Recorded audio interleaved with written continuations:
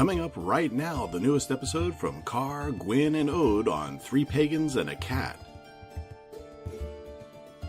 Hello, I want my book.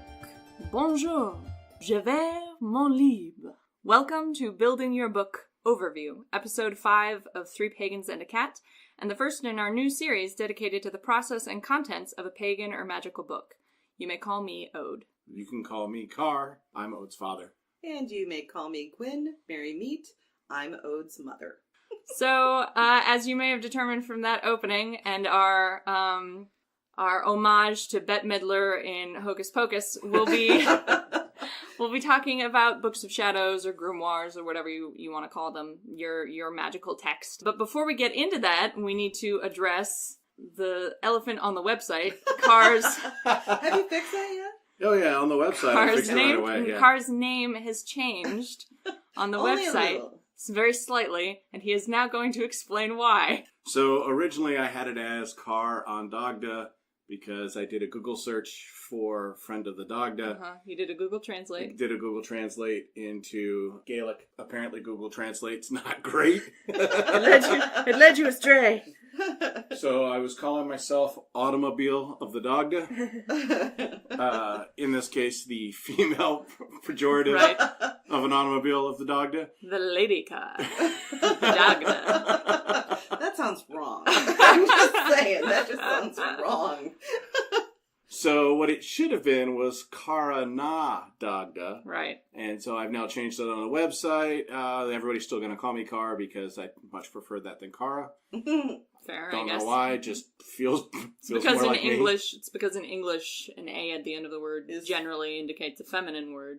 I don't know if that's why or if it's... I don't know. Maybe. No? Yeah. And hey, a shout out to the person who let you know Right. about the Yes, mistake. yeah, exactly. Who is a Gaelic expert. As we have previously stated, we're not experts on anything. And so we very much appreciate her assistance. Yes. Thank you for letting me know I was the female car. The lady car. Right. The lady car. The Dagda's lady car. Which was not the original intention. No, not at all. So now it's that's, correct. That's been corrected on the website. And good God knows I am not going to be letting anybody know what my actual name is because I'm terrified to find out. So if you're curious more about how the naming process works, you can go listen to our previous episode, Monikers and Metaphorical Spaces, where we cover names, finding sacred names and magical names and so on and so forth. And and sometimes you just have to fix it. Right, exactly. Just sometimes roll with it, people. Just roll with it. Good grief. So we wanted to get that out of the way at the beginning of the episode, at the top of the hour, as it were. Thank you for putting it in radio terms just for me. Yeah, I try. So now we're going to get back into what we're actually covering in this episode, which is, and in this series, Building Your Book, which is what it sounds like. We're going to be talking about, in this episode, we're going to be talking about some of the historical grimoires and Books sort of shadow. Yeah, sort of covering the basics of what a Book of Shadows is and why you might want one. And then, or why you might not want one. Right, exactly. And then in the following episodes, we're going to be covering the sort of things you might put in your book in the process of building one. And Car is going to be building one as following we go. along Yeah, with this process. Yeah, we still need to get that first Yes, component, well, that's right? kind of the first thing is buy a book. Right. Yeah. To put it in. Right. So I've seen multiple ideas of this. Some of it's the leather-bound version. Mm-hmm. It's kind of a classic. Which yeah, is one kind of I have. classic, right? Or yeah. one of the wood-bound books. Yeah, Those one are of pretty the popular wood-bound right books, now. right? Mm-hmm. I think those I'm are probably popular. going to do a 3-ring binder. That way to begin with. That way I can kind of move stuff around. That makes Yeah, that's sense. very practical. Until I get it, kind of where I feel comfortable. Mm-hmm. I'm probably also going to put it inside of some protective sleeves. Yeah. Yeah. So that if I've got it out and I'm using it and I happen to drip candle wax on it or it something doesn't like get that, it's fucked not up. ruined. Yeah. Right. It's just, You it's just a clean the very wax good off idea. the plastic. So- And, right. yeah. Yep. Exactly. Yeah. So I'm going to be doing it a little bit differently probably than most, but I think it's a good Not place for me to start. necessarily. Yeah, I think it's very practical for your first Book of Shadows, for Right. your first, because you're still very much in the learning process. Like Right. I'm basically, my book right now, which I just call the book, is, I'm considering it a learning book, but it's basically just like a regular journal, and I'm basically just considering it like, at some point I'm going to destroy it. Like, I'm going to take whatever's useful out of this learning process, transcribe it eventually into a permanent book, and destroy this one or archive it somewhere. I don't consider this like my permanent ongoing book.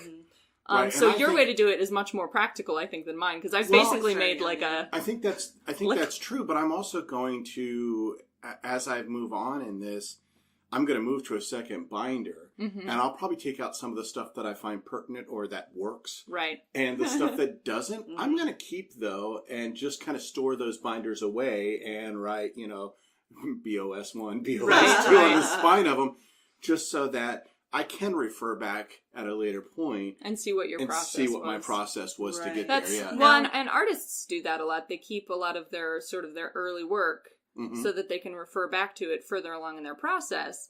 And it's always kind of a nice ego boost to look back at your early stuff and be like, wow, I really have improved, haven't I? Right, yeah. Now, there are those, however, who are not going to be comfortable with doing that themselves. For instance, when I originally started out in Wicca, I wanted a Book of Shadows that was already pretty much crafted for me. Sure. That had all the information I needed at my fingertips, but had then spaces and pages that I could add in later as I learned my craft. Interesting. Okay. That is a Yeah, that's an perfectly interesting legitimate way concept. for beginners to begin as well. Sure. It's all in there, almost like it was almost like a textbook of sorts, Right, or a workbook. or a workbook that was already put together for me. I suspect there are a few of those out there, although I don't know of any off the top of my head. I know of maybe one off the top of my I got head. at that time. This was years ago, so I got mine actually from an auction website. But you can get these styles of books Right. on Etsy. There are multiple bookworks out there, but this is the only problem with this solution. If you want to get something that's already made That's, for you, that has pre-crafted. everything and they make it look old-fashioned or however you want, they make it look like a quote-unquote, like from Charmed, Right, Book so you of feel... shadows, that you feel witchy. You feel fancy, yeah. But it means you're paying more money. Oh, Like significantly. some of these books can cost upwards of $600-700. Yeah, conveniently, Depends on how much you want to spend. I just collect empty journals and then do nothing with them, so I just Right. have a bunch lying around. Well, back in the day, I spent almost $300 on my Book of Shadows back then. It Woof. was made by someone.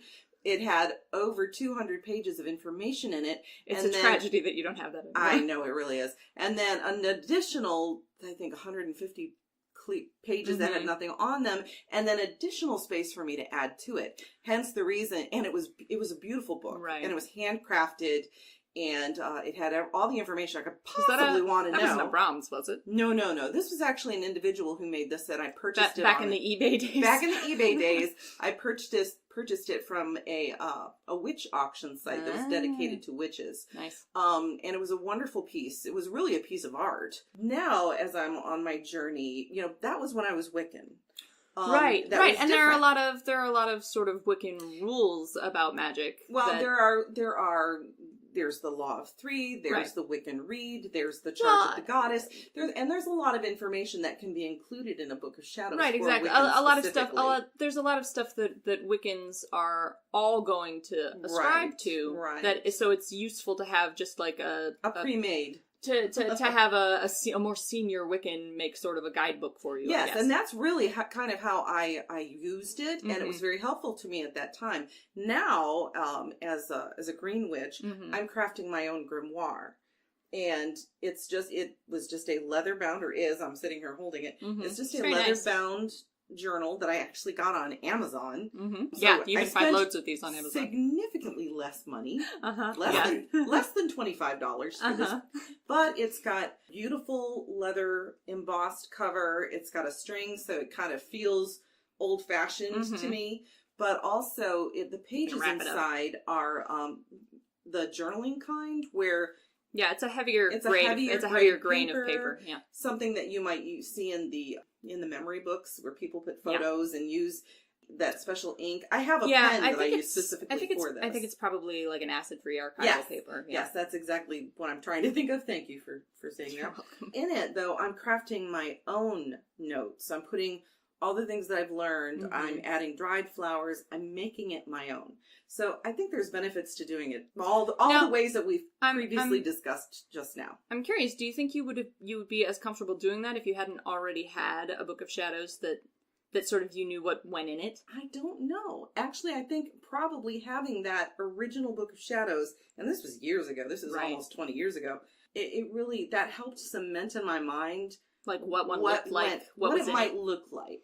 Now, this actually looks quite different from the Book of Shadows that I started out with. Right. Because I'm not a Wiccan anymore. Right. So a lot of the lot of the information is a lot of the similar. A lot of that stuff we were talking about, where a lot of Wiccans are going to have the same sort of baseline information. Exactly. You don't necessarily have. But there's things in here that would not be included in a Wiccan's Book of Shadows. Right. So, and this is not, I don't keep my spiritual journey in this book. This is strictly for witchcraft. Right. This is where my spellcraft is kept. This is where my correspondence is, and my all of the information that I have about my path as a witch are in here, but there's nothing necessarily journaled in here. Right, and I'll be doing the same thing as I'm doing with Dedekind Path. Through the ADF, they require a journaling portion of that, and that will not be included in your Book of Shadows. Separate That'll book be separate. altogether. Are you gonna put that in a binder too, or are you gonna get more of a traditional journal experience, do you think? No, I think that'll be more of a traditional journal experience. As a matter of fact, I already have that one. Oh, okay. I know what you're talking about. So that's something that I'll follow along in that. Just so everybody knows, though, there is an internet Book of Shadows. Yes, I've that seen you that. can get on sacredtext.com and download it. It's about 9 meg worth of spells and stuff already done. I just downloaded it. We'll make sure we put a link of that up. In the notes. In the notes for this episode so that you guys can find it. But I would suggest that if you download this, don't necessarily cut and paste it into your Book of Shadows. I would handwrite it. Because I think it gives it more intention when you do that. My experience has been, because like I said, I'm doing a learning book right now where I just, and a lot of that involves, reading other texts and sort of, trying to internalize that information.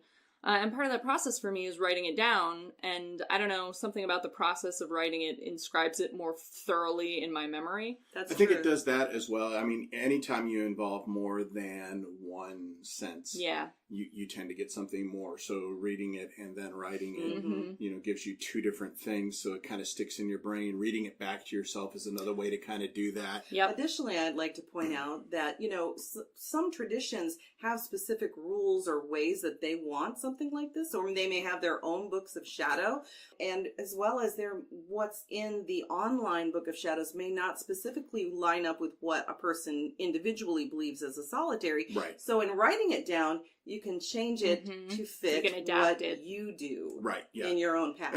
And for instance, in this Book of Shadows, like they've got a couple of different things for Imbolc, a couple of different things for Beltane. So you could go through and sort of see which one a couple of different applies things most for to Samhain. you. They've got hand fastings in here, both Wiccan and Celtic. Oh, nice. It has various people who put their things in it. That's what it various is. contributors. Yes, Multiple contributors. Yeah, that's very cool. So it's kind of neat. I did download it. I was going to say, is there like a fee to that? Or nope, it's completely free. That's nice. Yeah. That's a nice resource. Yeah. Yeah, we'll definitely put a link to that in the notes. Yes, definitely. And you can also get it on CD-ROM. There is a cost for that. But that comes with everything that's in the neo-pagan section on sacred texts. So that gives you, that's huge. Yeah, so that's you get a big, all the articles. Yeah, that's a wonderful resource for anybody to have. Really. Right, yeah. Sacred text is a really great resource, besides just the Book of Shadows. It's a really great resource for a whole bunch of different stuff. They have stuff just on being Celtic. They have stuff just on being Norse. So you can kind of go through those different areas and look. I'm trying to see if they have one. I don't think they have one for Green Witch. That's okay. If it's just, Green Witch is my path, but I also do just traditional witchcraft as well. You're very syncretic. I'm really eclectic. Eclectic, yeah. Yeah, I'm really an eclectic witch. Yeah. So while green is kind of more my specified path in my own in your brain space. My own brain space, I'm really truly eclectic because I'll draw from all sorts of sources. I'll draw from all sorts of sources. That's Southern coming out. Yep. So anyway, that's a good place, I think, for people to at least get an idea of what some of the stuff that would go in there is. So that's available. Again, we'll link to it.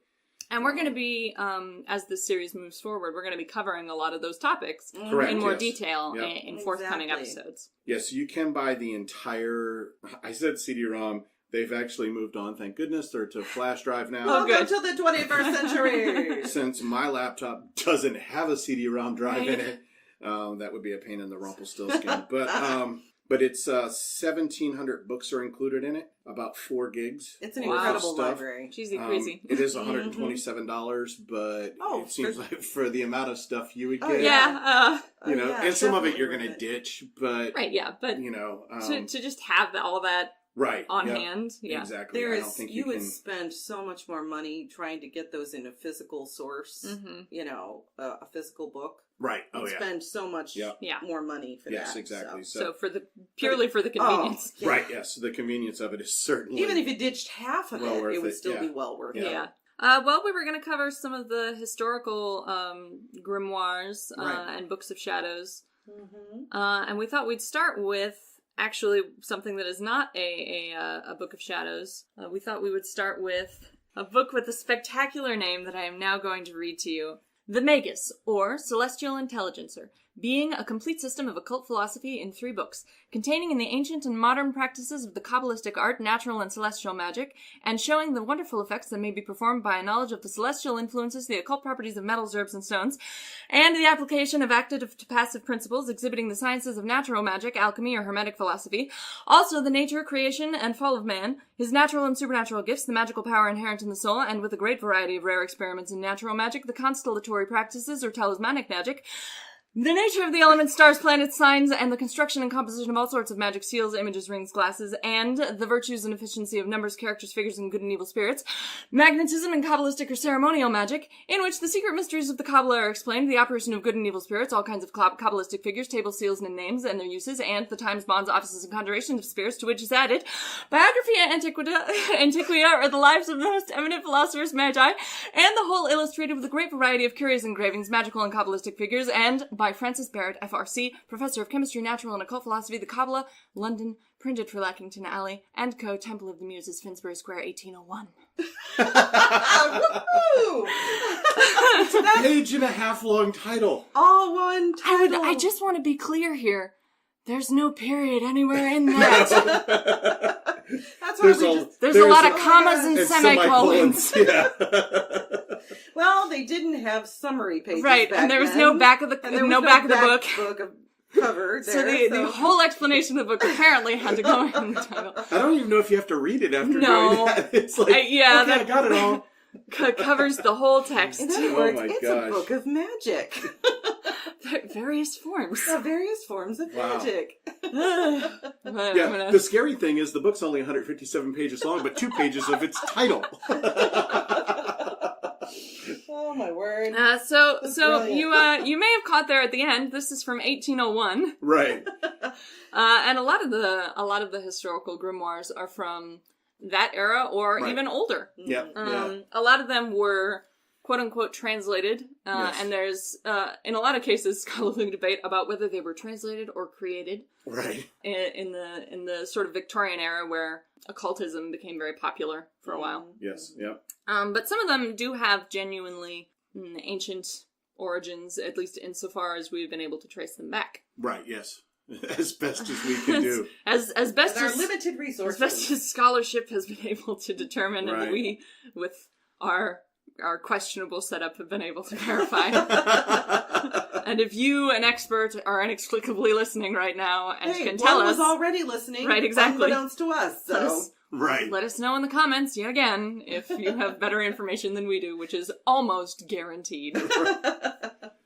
So one of them is the Book of Abramelin the Mage, Mm-hmm. which is his book of sacred magic, supposedly written by Abramelin in anywhere between 1362 when he was born, so he would have been really good at writing at that point, and because he was born. And I don't think they meant quite that. and 1458 when he died. Maybe he psychically transcribed it. Right, exactly. Who knows? Upon birth. Well, Anything's a lot of possible. them claim to do that, you know. Yeah. And this is basically, so Abramelin is kind of what everything's based on for the Hermetic Order of the Golden Dawn. Mm-hmm. Which is the sort of font of several magical systems and traditions. Aleister Crowley. Aleister Crowley was involved in the Hermetic Order of the Golden Dawn. He created Thelema, and From which, I believe, wasn't it Anton LaVey was inspired by some of that as well? maybe, I think so. I don't know off the top of my head. This was actually translated. Ceremonial magic is not any of our fortes. Well, and to be fair, Anton LaVey didn't do technically ceremonial magic. He created the Church of Satan, which is a whole different discussion. Right. He did. To be clear, I think Satanists are fine. Both kinds. So, this was actually, quote unquote, transcribed or translated by S.L. McGregor Mathers, who translated so goddamn many of these books. Right, yeah. Yes, he did. Nobody's sure whether he made them up or... Right. and there's been some scholarly dispute over the text he used, because frequently he used, like, the least reliable source for his translations. Yep. So... Well, in the Book of Abramelin, he only did 3 of the 4. So you're missing whatever the 4th one is, although I believe that is available. S.L. McGregor Mathers. I do believe it is available. And most of these you can download if you just do an internet search. Yeah, they're free. They're all in the public domain by centuries. But that doesn't make them not worth reading. No, and if nothing else, they're sort of an interesting historical curio. Exactly. But you may even be able to find, useful information in there for your modern practice. Right, yep. And a lot of these can be found on the Sacred Text website. Probably, I think so. That I told you about. Yeah. And then the other place to look is the Gutenberg. Gutenberg library. Project. There's a lot of stuff there as well. So those 2 places are great places to start doing some for that matter, searches. at Gutenberg Project, you can just find all manner of everything that's in public domain. That's right. Right, yeah, because they're trying to translate absolutely everything. Mm-hmm. Google's doing the same thing. So Google Books is actually trying to put a lot of those books that are available in public domain. Yeah, but they have more limited previews. Yeah, and they tend to be scans rather than... Yeah, the Gutenberg library is basically notepad files. Correct, yeah. You can get PDF download most of the time, too. Yeah. And I completely forgot about that. I forget it. I don't think it was the Gutenberg library, but there was a Chicago... Oh, that's right. They had a book of spells. I can't remember what it was called. It was a Chicago museum. Yep. And they had an online... They're translating ancient books, and one of them is a book of spells that they have invited the public to assist in translating. In the translation process, and I completely forgot that one, but it is fascinating. And some Wiccans and witches actually have been assisting with the translation of that online. Yeah, and it's nobody famous. It's just some Italian randoms. It's written in Old English, which is what makes it difficult to understand. So people have been kind of trying to figure out what it says. Yeah. There is but one it's, section a lot that of I remember. It's just little, charms and spells and such like. Charms and spells. The one section I remember very clearly that apparently has been translated was the conjuring of spirits. That was actually pretty clearly I think that was what you showed me. Yeah, it was the conjuring of spirits was pretty clear in that one. But anyway, so that's another interesting thing. Yeah, and I can't remember what it was, but if we can find it, we'll put it in the notes. I think it was actually called Book of Spells or something like that. Spell book. If we can find it, we'll add it to the notes for this episode. Yes. Yep. I think it is it the Book of Magical Charms? Yes. Newberry? Yes, that is what it's called. Yeah, so... Yep, I have it listed here where all of that's happening on my laptop. So I will make sure that you get that link. That we get we'll get it up because it's honestly fascinating to see people's translations of it. It's very interesting. Cool. I will make sure that happens then. It's a good thing I have Google Fu. He do. Yeah, Carr is very skilled in the ways of Google. Yes, he is. He knows its mysteries. And then we have the Lesser Key of Solomon. Yeah, sometimes called the Lemegeton. Right. And that's actually where the Goetia comes from. If you're I think a lot of people are more familiar with the Goetia. But the Ars Goetia is only the first of 5 books, which make up what's the so-called Lesser Key of Solomon. Also known as just the Key of Solomon, I believe. Sometimes, yeah. Sometimes. So I think people get that and sometimes known as the let's see, Clavicula Salomonis Regis. Right, yes. Yeah, because there's no reason why it should have one easy name. Right. It should be in Latin as much as possible. Right. But it really is like a library of books, the whole Key of Solomon. It's the Ars Goetia, the Ars Theurgia Goetia, the Ars Paulina, the Ars Almadel, and the Ars Notoria. And each book covers the conjuration of a different class of spirit, basically. Yep. And again, very big. Aleister Crowley in that one as well. Did a lot of that, helped translate quite a bit of that as well. Well, and the Goetia especially has been a huge influence on a lot of ceremonial magic in particular, Yes. but on a lot modern of magic. traditions. Right, no, it's because the 72 demons are in that, correct? Yep, Yeah, the 72 demons, I believe, are in the Ars Goetia, yes. So that was another big one, and then we have the Grand Grimoire, which is a black magic grimoire that dates from either 1421 or 1521. Who knows? It's only 100 years. Who cares?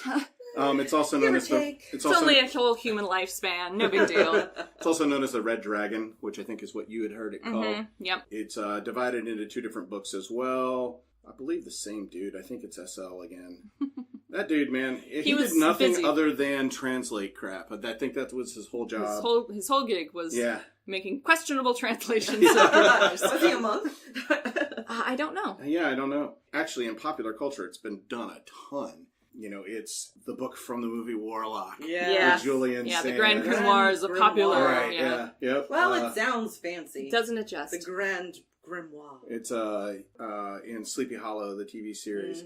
And it was once owned by John Dee. Ah. That makes a lot of sense. Yep. So, Explain who John Dee is. John Dee was an occultist. Also a mathematician, astrologer, astronomer. Like busy dude. Yeah. And he was an advisor to Queen Elizabeth the First. Because why wouldn't you be? Right, well, you know, when you're an alchemist Uh-huh. who also does divination, you know, you get to be... Very important. Chances are some monarch or other will take an interest in Right, you. exactly. And he's from the 1500s. He was born in 1527, died in about 1609, roughly. Nobody's for sure on that. Because who keeps records? Right, well, yeah, I mean, it's the 1600s. Yeah. It was either... The records they kept, we have in many cases just lost. Right, yeah. Or they've been burnt in a fire. Right, or it's in somebody's attic. Yeah. So that Someday an archaeologist will uncover it and be bewildered. Yep, that was John Dee. Yeah, and you may be familiar with John Dee as, I'm going to say the illuminator of the Enochian alphabet, Yes. which we'll be covering a little later on. I think that's probably his biggest... Yeah, probably. He had a bunch of different alphabets. Yeah, but I think the Enochian alphabet is sort of his most popularly known claim to fame. Agreed, yep. We were going to cover witchcraft today, and sort yes. of the Gardnerian Book of Shadows tradition. Right, yep. You want to speak more to that, Gwyn? Because you Miss probably Former have Wiccan. some idea. Well, nothing like putting me on the hot spot there. Actually, my family does not know this, but I did not study Gardner when I first started in Wicca. I actually started with Scott Cunningham. Ah. And so I never sort of actually, the gentle introductory. Yeah, I was never interested in covens or joining a coven. And that Cunningham was primarily, had the solitary Wicca. Yeah, and Cunningham was the solitary Wiccan. He really is the one who kind of introduced that, along with Marion Green, which alone was her book. So sort of pioneered that. You don't need a coven. Exactly. So I never, and Gardner, he created British traditionalism. Right. And it was a very coven focused. And it was very coven focused. Yeah. So I've honestly never read what the man wrote. So I know very little about his Book of Shadows. We have discussed, I do know that Doreen Valiente, she rewrote a lot of what he put in there. She created the Charge of the Goddess. Yep. And which is still used by many Wiccans and witches today. If not the whole thing, at least parts of it. My understanding is that it was with Gardner's permission and approval. Yeah, my understanding, the story as I understand it, is that Gardner, wrote the Gardnerian Book of Shadows for his New Forest Coven, or maybe it derived from the New Forest Coven. I don't know. But he wrote this Book of Shadows and was using it in his work with the new coven he had created, and Doreen Valiente was part of that coven, and she read it, and I think parts of it were from poetry, and it was from various sources, and she recognized a few of them, and went to Gerald Gardner and said, "Hey, I can probably make this better for you." And Gerald Gardner said, "Well, go for it." Right. And so she went and rewrote, as I understand it, pretty extensive portions of that Book of Shadows. And that sort of fusion of Gardner and Doreen Valiente is what has been sort of propagated throughout the world by... And mostly online, because nobody's ever actually printed... No, yeah.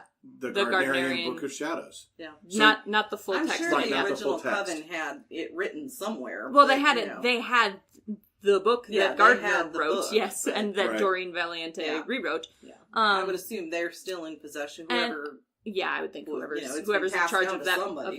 tradition, is presumably has that book under lock and key somewhere. But large portions, as I understand it, most of the Gardnerian text has been released originally by Lady Sheba, and I don't know if that was with approval or not. It was not. Yeah, As I didn't think it was. Fact, she was actually cut off from her coven and published it as the Grimoire of Lady Sheba. Yeah. But it is actually It's the majority of the Gardnerian. Gardnerian. Yeah.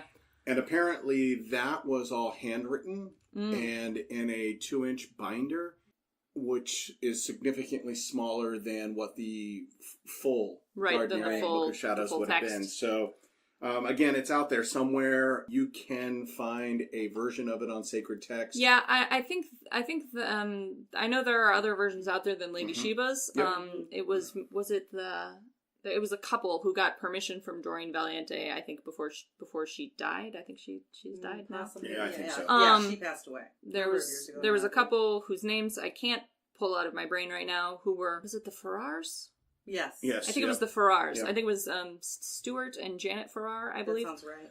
Who released a more complete text with Doreen Valiente's permission. Right. But I believe it's still not the complete Gardnerian text. I'm pretty sure the only way to get the complete Gardnerian Book of Shadows is to be in a Gardnerian tradition. Probably, most likely. Yeah. And I did want to say that there are some slight variations between a Book of Shadows and a grimoire, at least according to Wikipedia. And I think that the terms are used interchangeably for the pretty most frequently. part. Now they are. Now. Yeah. But a Book of Shadows, at least according to what Wikipedia says, Right. and they do have an image of one of Gerald Gardner's earliest Books of Shadows on here.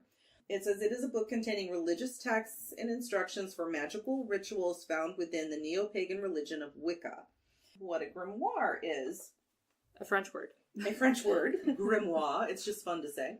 It's a textbook of magic, typically including instructions on how to create magical objects like talismans and amulets, how to perform magical spells, charms, and divinations, and how to summon or invoke supernatural entities such as angels, spirits, and demons. So that's it. Like I said, it's 6 on one, half dozen on the other, Well, and Put them all into one.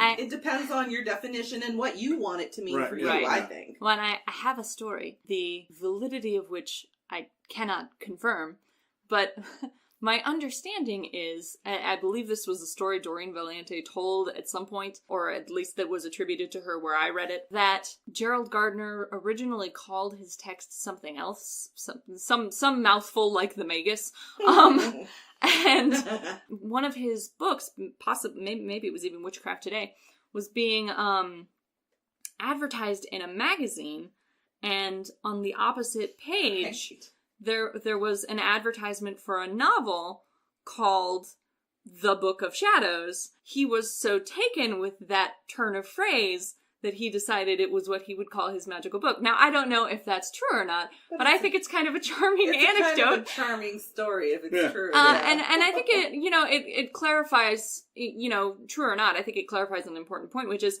it doesn't matter what you call your book. You can call it a Book of Shadows, you can call it a grimoire, you can do what I do and just call it the book. Didn't you say we had a discussion, you said some traditions call it a Book of Mirrors? Some traditions break their book structure in half, basically, and they put the textbook sort of material in the Book of Shadows, and they put the journal-y spiritual stuff in what they call the Book of Mirrors. Yeah, originally Gardner's thing was to be called High Magic's Aid. And then he saw the novel, which was written by a guy named Mir Bashir. Even the magazine is called The Occult Observer, from 1949, Volume 1, Number 3. So we can track that magazine down and see if that novel is advertised opposite a Gardnerian book. Yes. Yeah. And Doreen Valiente said that it was a good name, so we kept it. Yeah, and it is a good name. Right, yeah.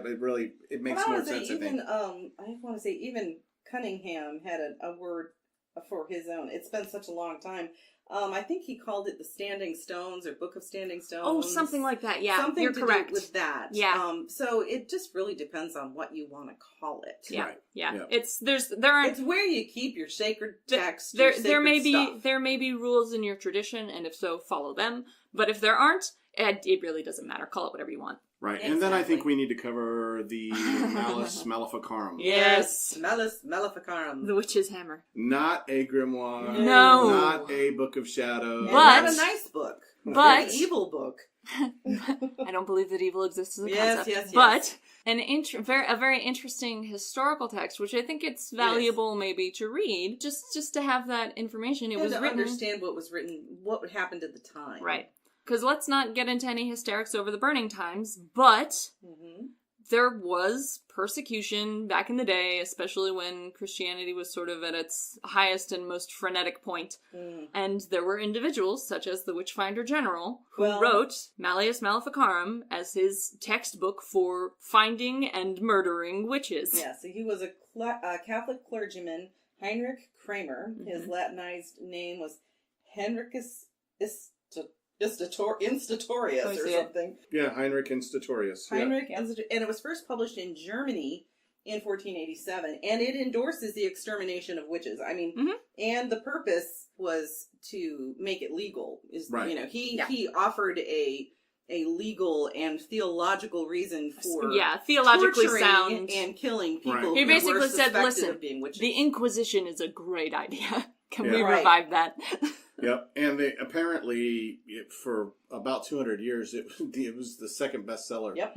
Next to the Bible. Right. So And it is basically, it was through this book and through how he used his legal and theological arguments. It is what elevated sorcery to criminal status of heresy within the governments of that time. Right. Yep.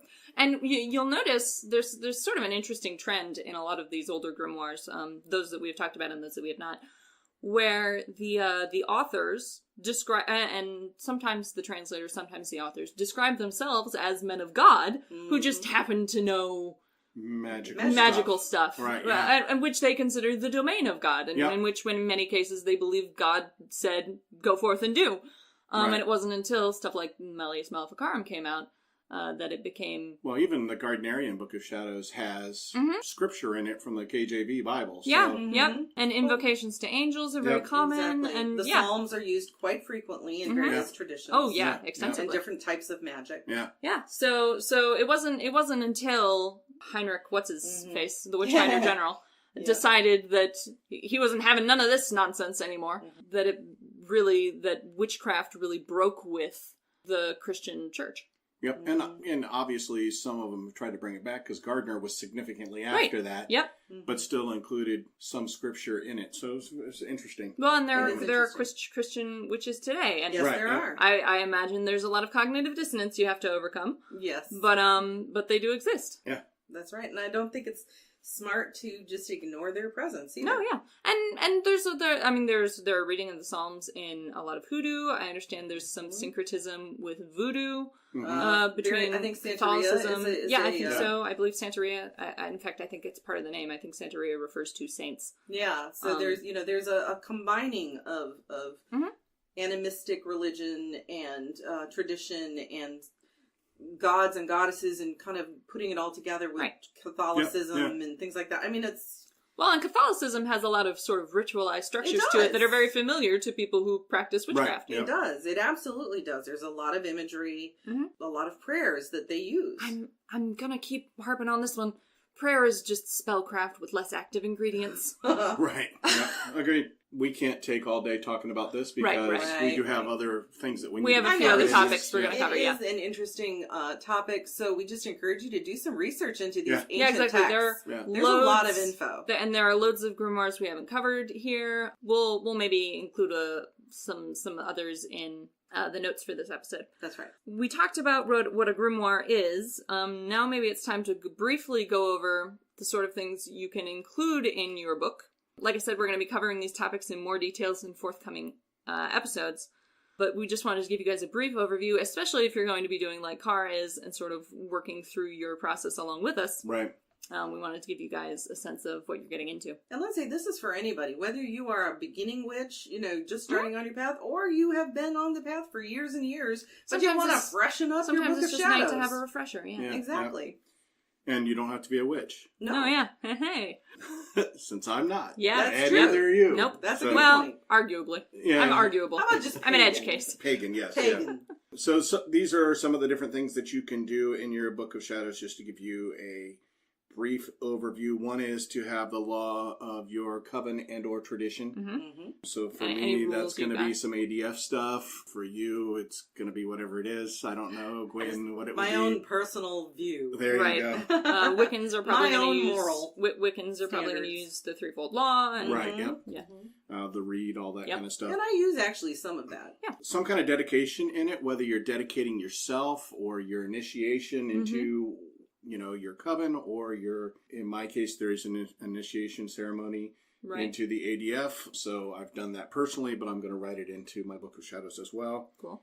Any gods and goddesses that you would worship or not. Or not. Worship, You Right. just but want that the info. Right, yep. Correspondences tables, which we've talked about kind of off and on Right. somewhat. We've referred to Right, assorted different correspondences, yeah. especially when we've been doing stuff on particular holidays holidays or and that specific kind of stuff. subjects. Yep. Yeah. So any of the sabbats, esbats, and other rituals, you would put all of those in there. Any of your regular holidays. Yep. Mm-hmm. Any kind of divination that you have done, whether that goes in this book or you have a separate book for that. Right. But you should keep track of. Yeah, what you're for Keep track of your readings and your visions. so that you can refer back to them if nothing else. Right. Any of the sacred texts out there that you feel are applicable to you that you can download Right. offline, you can put into your book as well. Anything you think you need the full text of. Right, yeah. Right. Any kind of magical recipes Yep. that you would need. For yourselves or your teas. Yep. Spellcrafting Mm-hmm. also in there. There's a bunch of different ways to do it. I want to a add bunch of that different ways to organize it. as a green witch and just as a person, I grow a lot of herbs and flowers, and so I dry a lot of my herbs and flowers and add those into my Book of Shadows once they've been dried, or my grimoire rather, into my grimoire, and write down what the description are, what they're, what I would use them for, or Right. even the spells that I've used them for. Right. So that's another thing you can do too, to personalize it. Yeah, definitely. So those are the basics of what you can put in. Names. Oh gosh, yes. So As we were just talking about how you can call your book anything you want. Well, here are some suggestions. I'm just going to read maybe half a dozen of these so we don't get too carried away. But a Book of Sails would be for people who worship the sea. Book of the Dead, obviously. I think you can pretty much figure that out for spirit workers. A lot of kitchen and cottage. A lot of witches. A lot of kitten witches. Call them kitchen witches. Wow. Call it the kitten annuals. Did that one on purpose. Well, kitchen gotta get the annuals. hat in there somewhere. I love that, kitten witches. That's great. Oh, listen, there's got to be one out there somewhere. Oh, there Probably. absolutely is. If you're out there, please tell us. And send us pictures. Urban archives for people like us who who don't live in really live in cities, the country. We live in a city, and so something that's a little bit more Yeah. in what you're actually dealing Yeah. with. There are still spirits in the cities. That's right.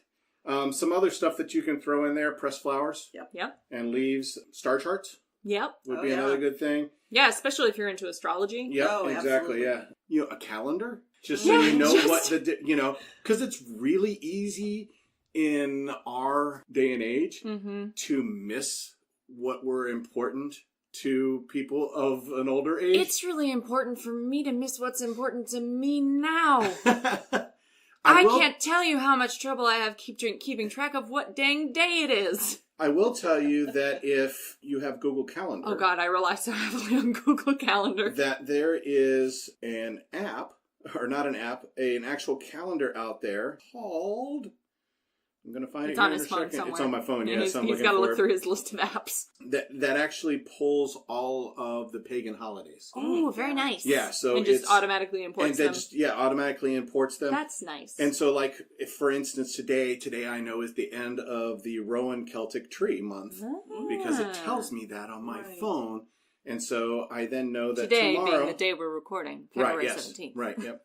And I know tomorrow is the start of the Ash Celtic Tree month. I have all of that shows up on my phone. It's not just Celtic; it's kind of you everything. can import in yeah, sort of. exactly. You know, another thing that you can do that I'm actually planning to do with my own grimoire is I have Llewellyn's calendar. Yeah. The witch's calendar, which I love. Yeah, it's up on the wall in the kitchen. And but at the end of the year, when I'm ready to go from 2018 to 2019, each month they have some really helpful either a ritual or a spell or something that's included in that calendar. It's got just a lot of helpful information in it. So I'm just planning to cut some of that out and paste it right into my. It's not like you can reuse a calendar. You might as well. Exactly. Right. Why not recycle it?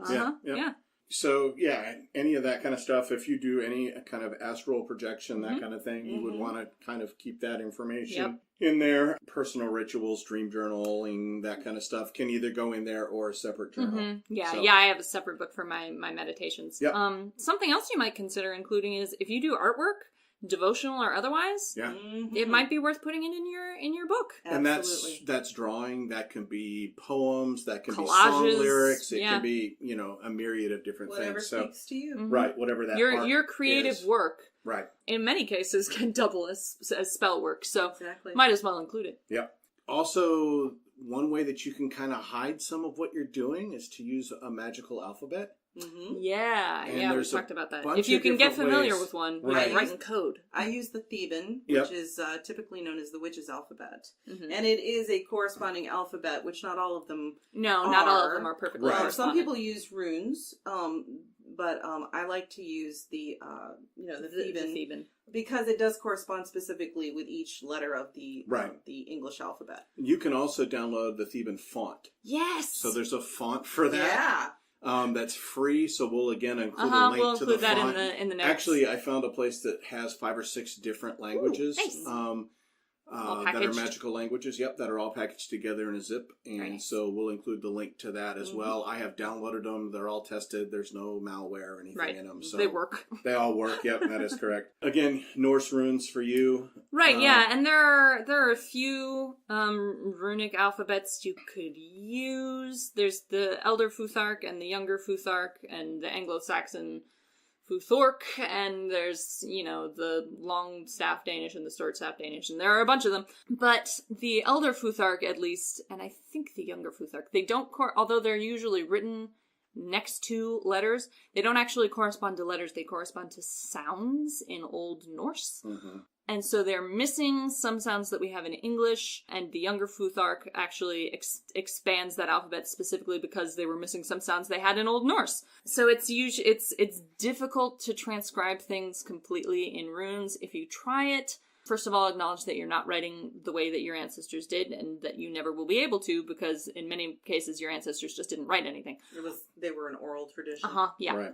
So don't get hung up on that. The other sort of advice I would give you is write phonetically. If you come across a phonetic sound that we don't have in the Futhark, but we have in English, like ch, then you can use sort of the closest correspondence, which in this case would be probably gebo, which usually corresponds to x, so ch. So you would use gebo to stand in for a ch sound in like child.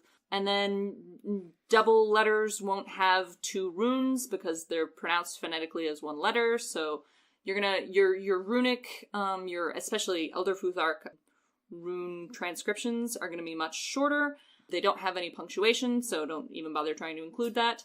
Our historical precedent for written Elder Futhark is mostly short words or like magical inscriptions or riddles. It's not really used to write like long extended paragraphs. Right. So don't get too hung up on the details there.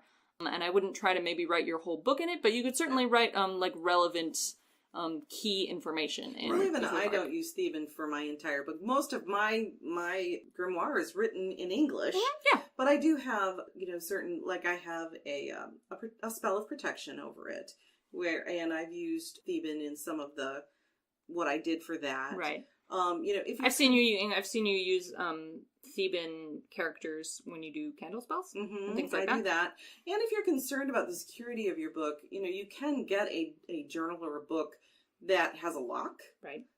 You can hide it. You can hide it. You can put it in a lock box. You can put a spell on it so that Gwyn's put like a fucking notice me not spell or something on hers, and I keep forgetting that it it exists and where it is, and so periodically she's like, "Hey, go get my book for me," and I'm like, where is it?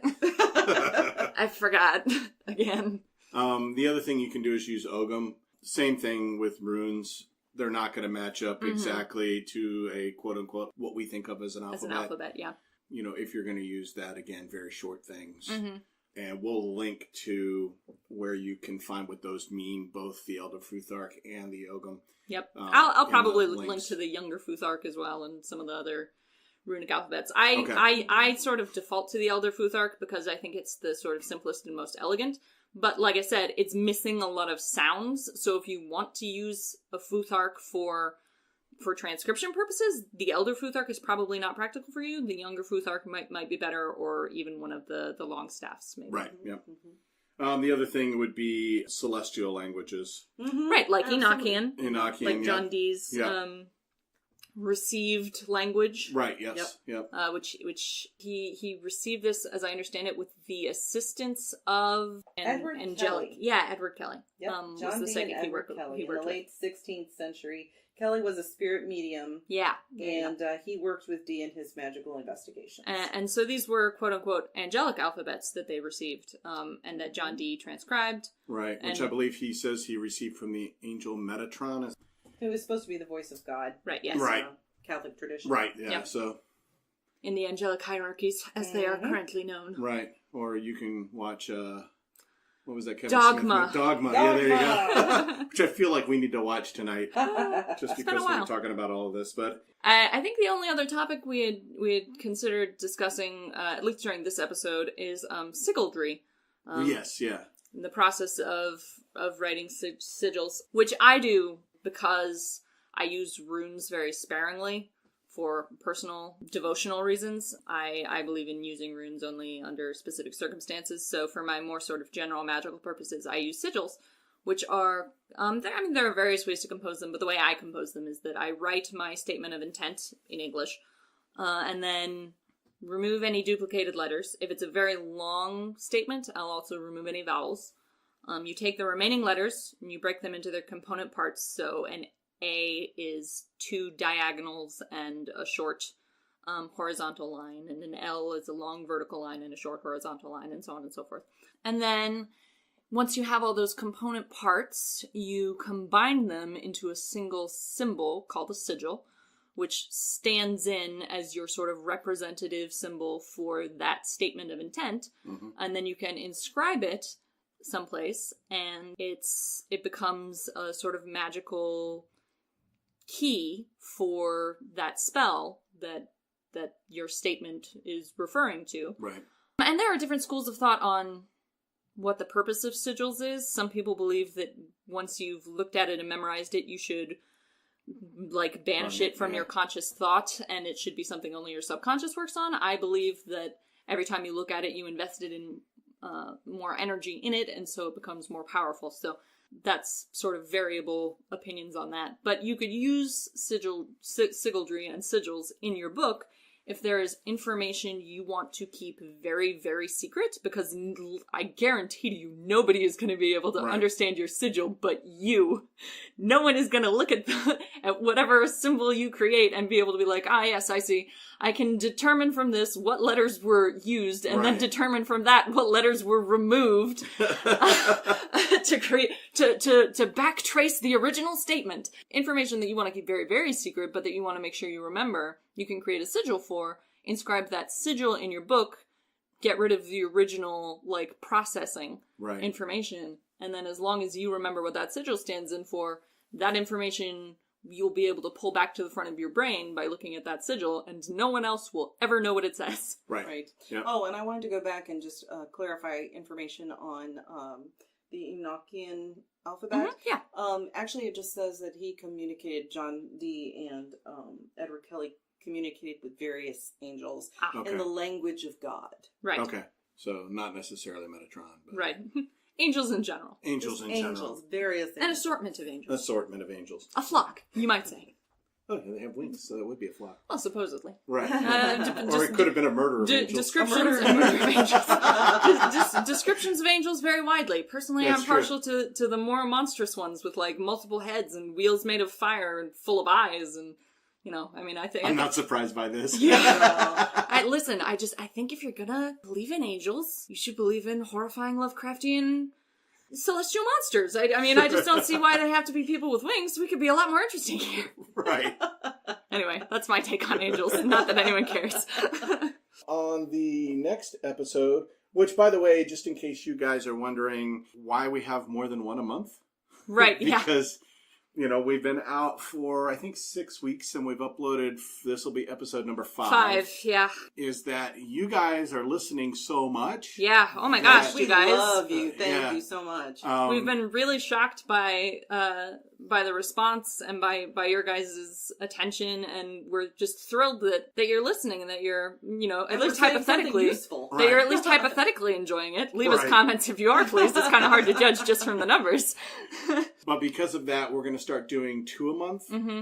Unless it's a month that has a holiday in it, in which case there'll be 3 in that month, because we're still going to keep up the holiday. Yeah, the Wheel of the Year series will continue, and it will be accompanied by the Building Your Book series. Right, yes. For the foreseeable future, until we're done with that. Yep.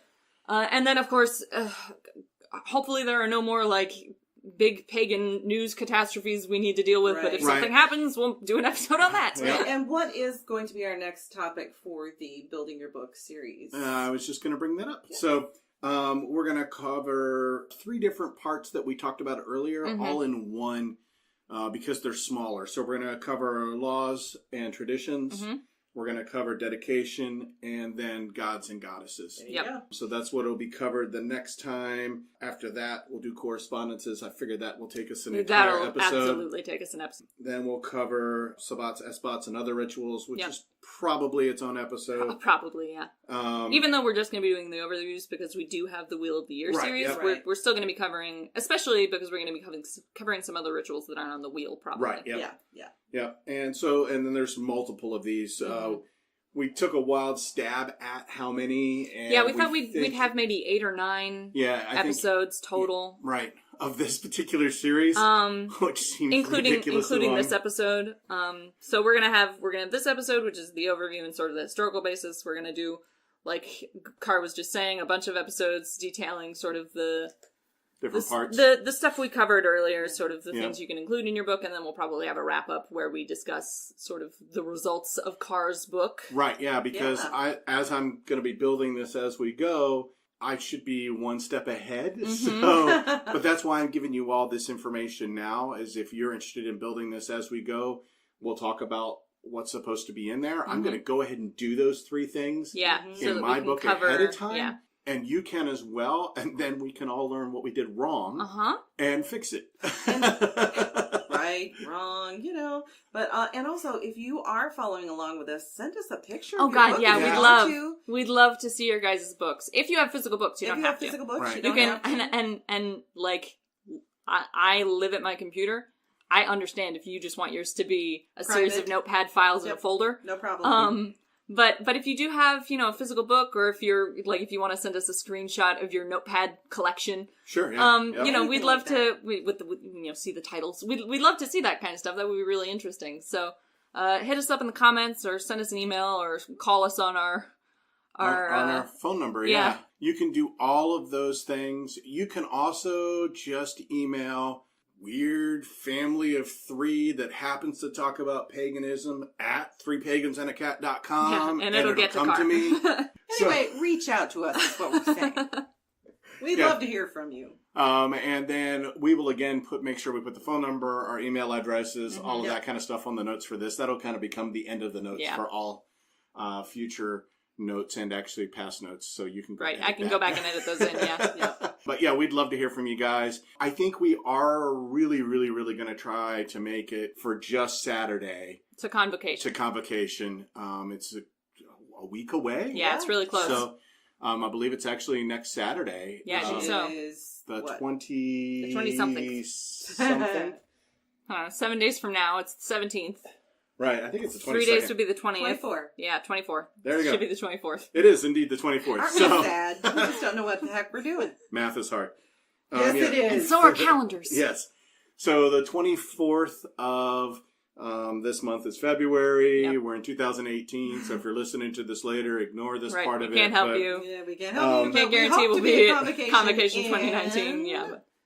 It's in the Detroit area. area. If you want to know more, you can just go to convocation.org, and it will get you there, or we will also put it into the notes. Yep. So that you can just click on the link. If you want to go for the entire 4 days, you can get a hotel room, although there's no special on them anymore because it's too close. Right. And it's ridiculously expensive. Hopefully, if you're planning to go for all 4 days of Convocation, you have already set this up. Yeah. And honestly, I do wish we could go for all 4 days because it looks like it's maybe going next to be year. wonderful. So hopefully next year. What I'm trying to say is, though, it would be worth your time and effort to get there. Right. Because it's going to be fabulous. Yep. The other thing I wanted to bring up is Gwyn now has her own page on threepagansandacat.com that you can click on, and it just says services.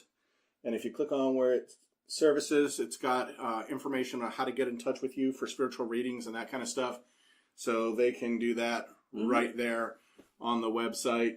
Translating that, you can get in touch with Gwyn. Right, yeah. Right there on the website. On the website, for right readings there. and such likes. For Right, readings. yep. Your email address is right there, so they can just click on it. And, Yep, you can contact me and we can sort things out. Yep, whether it's by email or by phone or by Skype or by whatever. If you're local in our area, by that too. So, if you happen to be, anywhere, if you happen to be in Detroit I for do Convocation. spiritual readings, so it would be, I can't guarantee communicating with ancestors or loved ones, but, spirit guides and whatever spirit is choosing to want to communicate with you that day. She's got, frankly, an uncanny hit rate. Yeah. So I would be happy to assist anybody who needs a spiritual reading. Yep.